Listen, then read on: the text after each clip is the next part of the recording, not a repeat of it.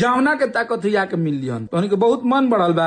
ऐसा इंसान के एमएलसी के टिकट देले बा कि एमएलसी बनला के बाद ये पूरा दुनिया में तांडव मचा के केहू के खोद देता जवान। लखनऊ आ जाओ, चंडीगढ़ आ जाओ, बॉम्बे आ जाओ, बनारस आ जाओ, आओ कभी हमारे पास भी तो आओ।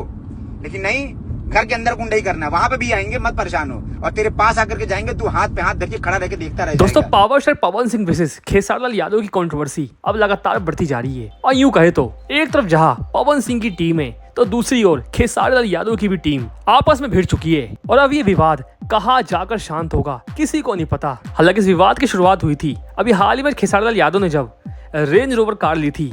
इसके बाद अखिलेश कश्यप ने खेसारी की गाड़ी से पवन सिंह की गाड़ी की तुलना की थी और ये तक कह दिया था कि इतने में तो 2 लैंड क्रूजर आ जाएगी। और शायद इसी के बाद लगातार विवाद बढ़ते गया और अब फाइनली विवाद इतना ज्यादा बढ़ चुका है कि सोशल मीडिया पे आके एक दूसरे को टारगेट किया जा रहा है।